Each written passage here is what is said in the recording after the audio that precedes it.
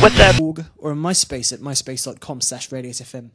Now, today I'm absolutely ecstatic because I'm joined by greatness. Greatness nonetheless embodied by celebrity stylist, musician, humanitarian, and the messiah of makeover himself, DiCriscio.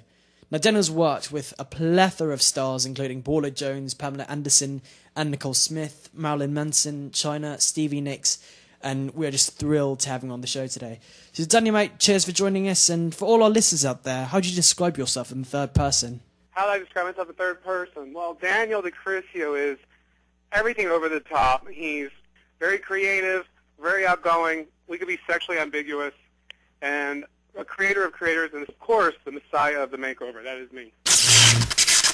As an artist yourself, what do you think inspires creativity? Creativity comes from within.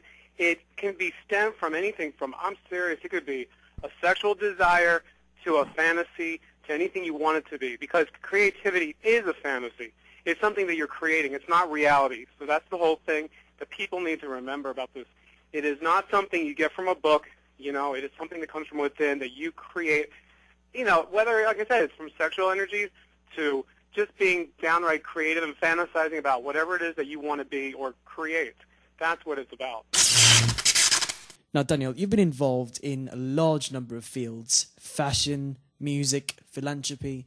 But really, what's the next step for Daniel DiCriscio? Well, Daniel DiCriscio is very diverse. I've been this way since I was a child. But for me, you know what? I can never see what's coming. It's whatever I feel at the moment, it'll hit me. Or, you know, I'm not someone who's very planned. I don't want to be planned because I feel like when I get planned, I get stifled. Oh, yeah. I like doing what I do. Lots of things I've done have been by accident, and they've turned into huge, monstrous things, even though I've been trained formally and things like that. I do have an interest in certain things. But in the future, I really don't know what's coming, but I know it's going to be bigger and better than ever. I know that. Now, you've released an album entitled Sin and a hit single called Take Me to the Other Side. What inspired you to get involved in music, and what's in Daniel DiCriscio's CD player these days? Okay, well, how it all started, the music, with me was, I was on a dare, actually. Although I did study music as a child growing up, I studied piano, keyboards, guitars, the whole thing. But the thing was, later in life, a friend of mine who is a singer challenged me because I was always saying I was writing songs. So I did. I put out a tape. I put it in the clubs, and I got offers. And that's how it started. So then one thing led to another, and I was in the studio doing a full album, and then, boom, the CD comes out. Then the single came out that was redone by PWL in London that does Bananarama and Kylie Minogue and all that. And that's what Take Me to the Other Side is. So that made the charts. It even was down in Miami. And I think it was Gatsby's back then or something. It was playing it like full speed. It was on the chart there, and then the record pools and things like that were playing it. But, yes, and then the video shot it over the top and then got Billboard reviews. And then Grace Jones called herself personally to ask if I'd open for her. What's a typical day in the life of Daniel DiCriscio? Into my Mercedes, jump into there, drive over to Hollywood, do some things over there, go to Beverly Hills, work with the celebs, you know, come home, go to the pool, tan. I tan every day. That's something you need to know. All right. I have to tan every day. I got to be in the sun. Seriously. What are you doing in LA? Come to Miami. Oh, I love it down there. I've been down at Palm Beach, the whole thing. I've been all over the place. All right. Thing is, though, then at nighttime, I got to get ready and go to red carpet events. I mean, I go on so many red carpet events, it's unbelievable. And that's another job in itself. Oh, right, yeah. You know, and, yeah, so that, and then after the red carpet events, round 2, and then you go to the nightclub.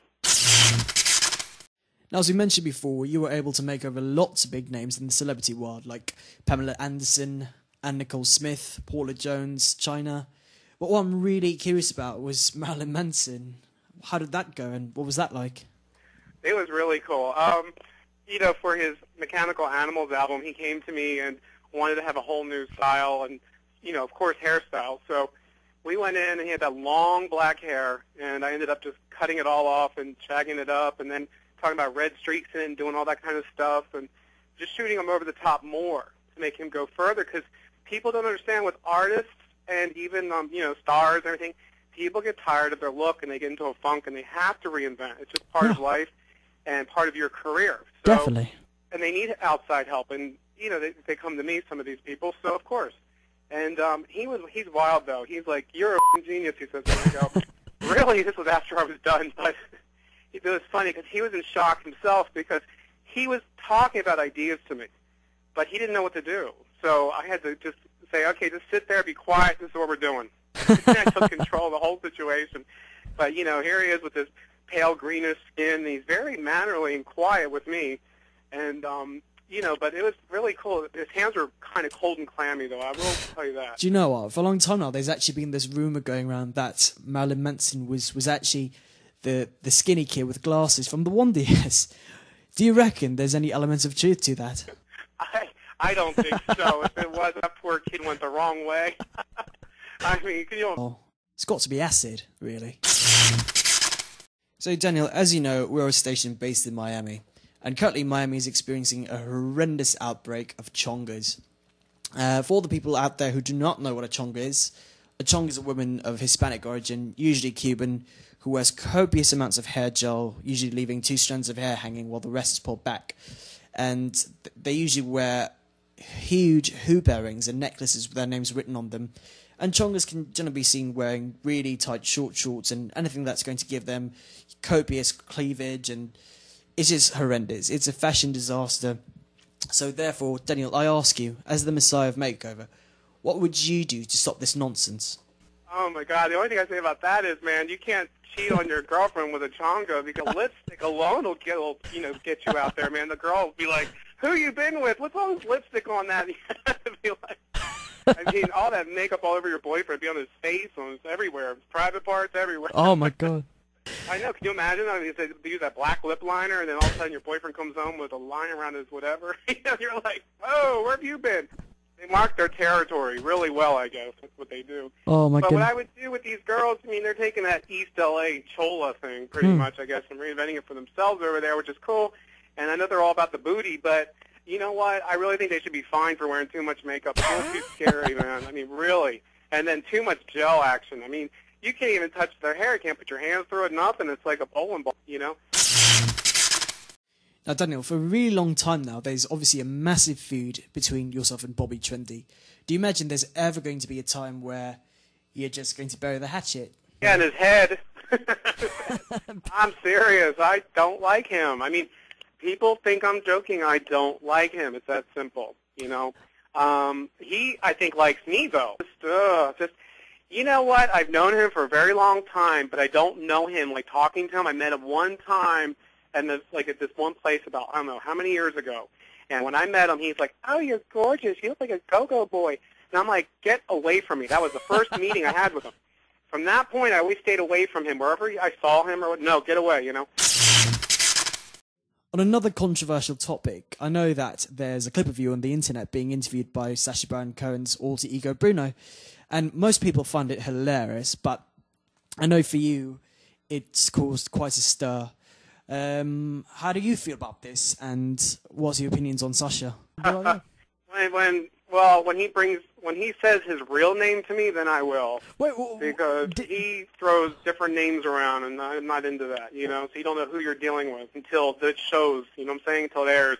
But the thing is with Sacha is I have seen him around town. I think it's going to be a slow hit, though. I think it's going to the public's going to be kind of shocked at first, and then everyone's going to go sneakily to the theater and watch it after it becomes this big mega hit, and then the whole world, it's like Will and Grace again, you know what I mean? I think then it'll take off, you know, and then the masses will go for it. And I think that I think the Bruno character, you know, there's something about the gay world that's really bugging me, though. They keep pitting themselves against each other, saying this is the wrong stereotype to put out. When you're gay, from my understanding, you're just gay. So it doesn't matter. It's just like, get along with each other. Why are you picking on each other within the little society? You know what I mean? Which is, you know, it's just human nature, of course. But, you know, you think that it wouldn't happen there, you know, and it does happen. It's very, I mean, people are doing that with Bobby, me, everybody. They have a whole list, even with Dan and the Cole people, everybody. To keep picking on people saying, well, they're a bad representation, you know. And I think Sacha's going to do a hell of a lot good and bring it out into the mainstream, into the movie theaters, which should be interesting to see.